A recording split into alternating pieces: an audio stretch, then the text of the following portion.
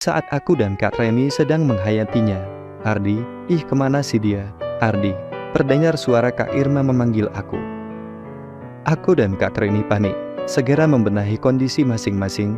"Ardi, kamu keluar lewat jendela terus kamu ke belakang rumah.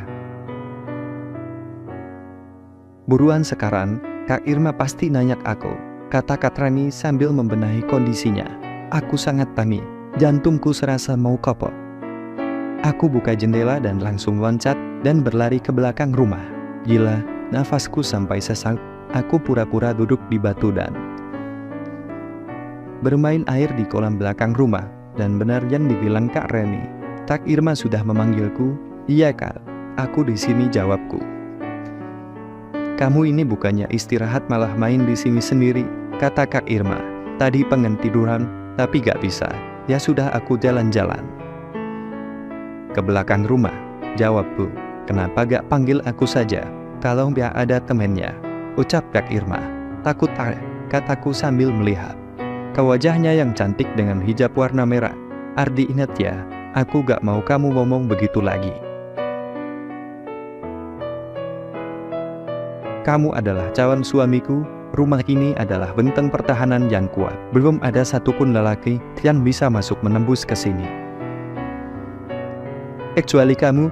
Ibu sebagai pimpinan di sini sangat sayang kamu. Apa yang kamu inginkan pasti dipenuhi dan dituruti," kata Kak Irma. "Iya Kak," kataku sambil memandang TV-nya yang halus dan aku halus. Kak Irma terlihat memejamkan matanya sambil mencium tanganku. "Ayo ke dalam, kamu dicariin ibu," ucap Kak Irma sambil menggandeng tanganku. Ketika aku masuk ke dalam ada ibu dan perempuan cantik. Seperti perempuan Arab, usianya sekitar 40 tahunan. "Bu, ini Abi, gak taunya main di kolam belakang," ucap Kak Irma. "Ardi, ini Bu Lucy, adiknya Abi. Nah, ibu ini ternyata ahli totok saras. Ngapain berobat jauh-jauh kalau Bu Lucy bisa," kata Bu Nila. "Ya sudah, aku minta tempatnya, kalau bisa yang panas jangan pakai AC, biar saraf bekerja dengan baik," ucap Bu Lucy. "Oh ya sudah, di kamar aku saja, jarang aku nyalain AC-nya," kata Bu Nila. Akhirnya aku ikutin Bu Nila ke dalam kamarnya. Aku juga bingung, padahal barusan tadi pundakku sudah bisa normal. Waduh, gimana kalau tiba-tiba lo ngoyo lagi?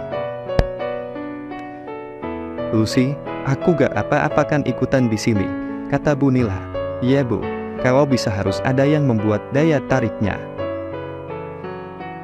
"Kalau saya sendiri apa boleh Bu?" tanya Bu Lucy. "Lucy buat Ardi sembuh itu saja yang penting.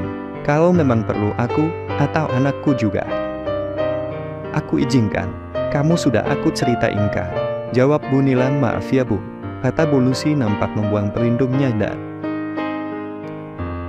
cuma menyisakan pertahanan terakhirnya. "Ayo Ardi, kamu tampilkan dirimu," ucap Bu Lucy.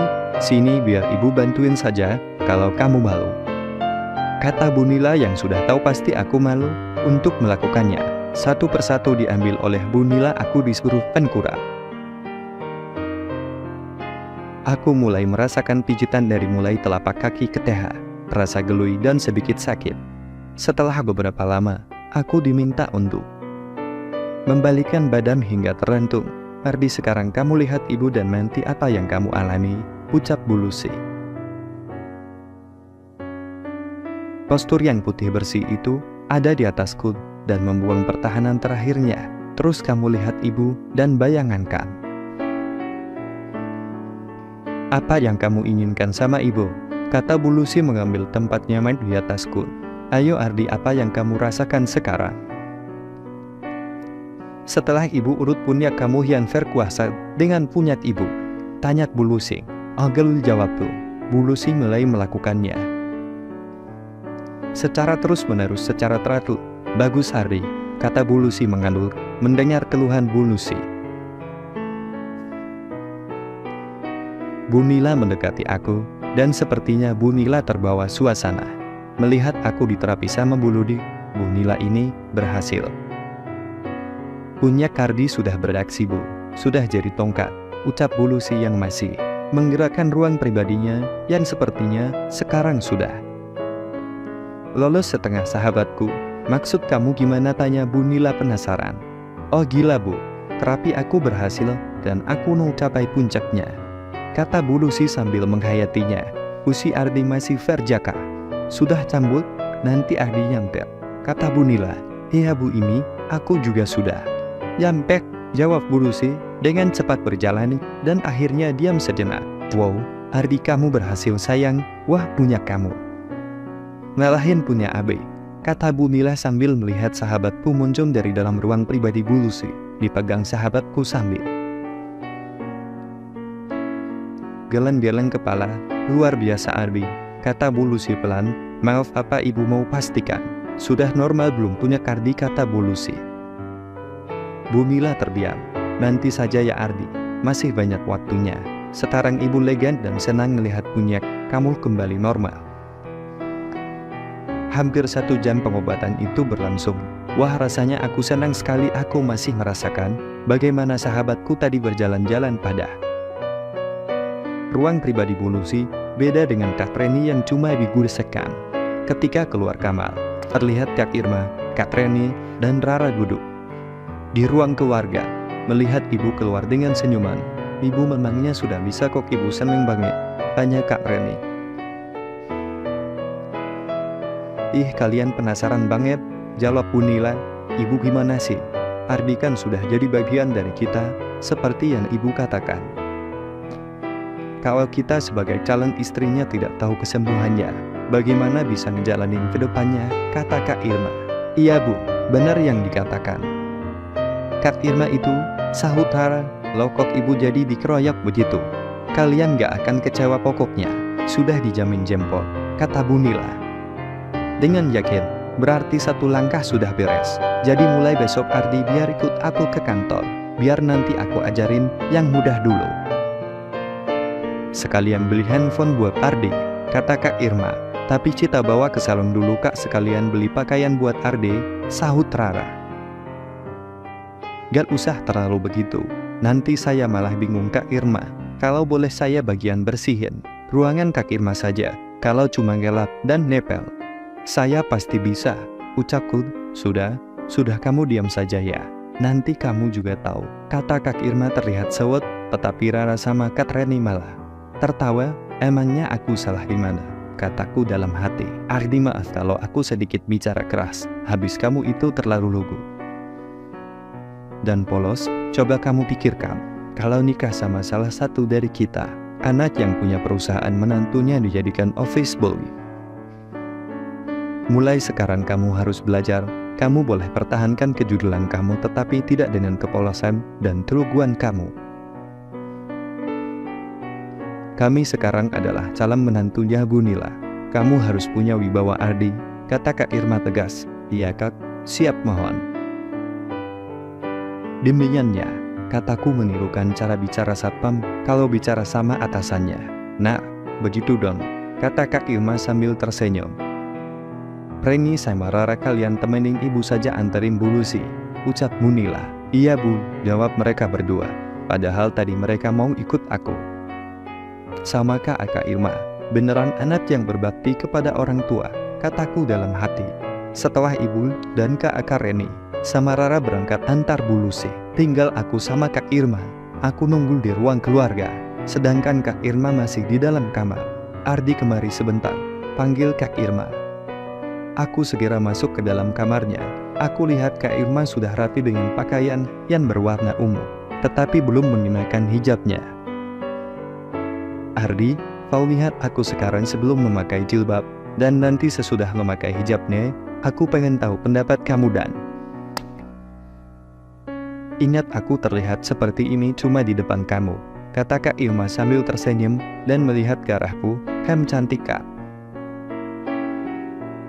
Aku senang lihatnya, jawabku sambil aku perhatikan wajah yang cantik, dengan rambutnya masih terurai dan lehernya yang putih jenjang.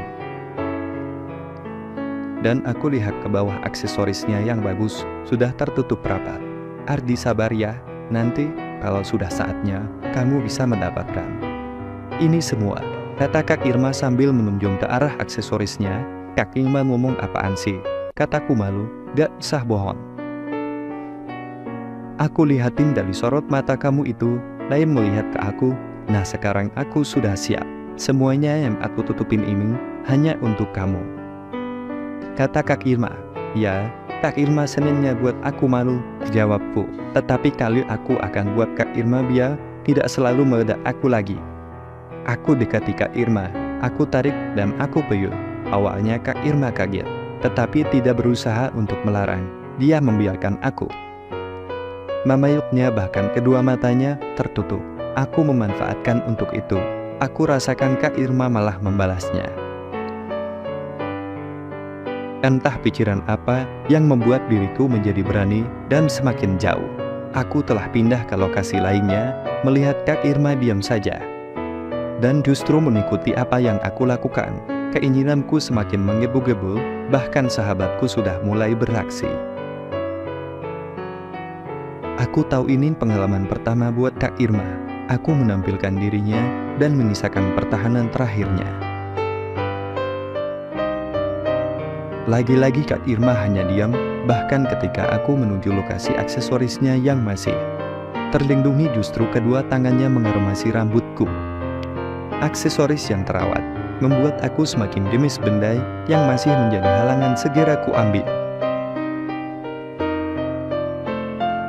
Luar biasa, ucapnya ternyata sudah beraksi ketika tanganku sudah pada lokasi itu. Ardi Hem, jangan terlalu jauh Ardi.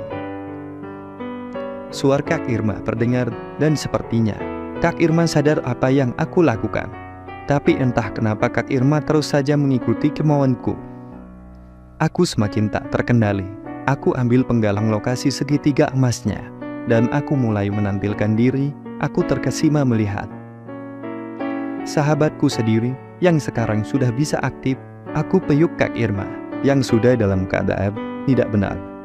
Kalau aku mau berlanjut. Gimana? Tanyaku sambil begitu. Aku tidak bisa menolak Ardi. Kamu yang bisa menentukan pantaskah dilanjutkan atau tidak. Kalau mengikuti keinginan aku sangat mengharapkan lebih dari ini, jawab Kak Irma. Hem, aku akan membuat kamu mencapai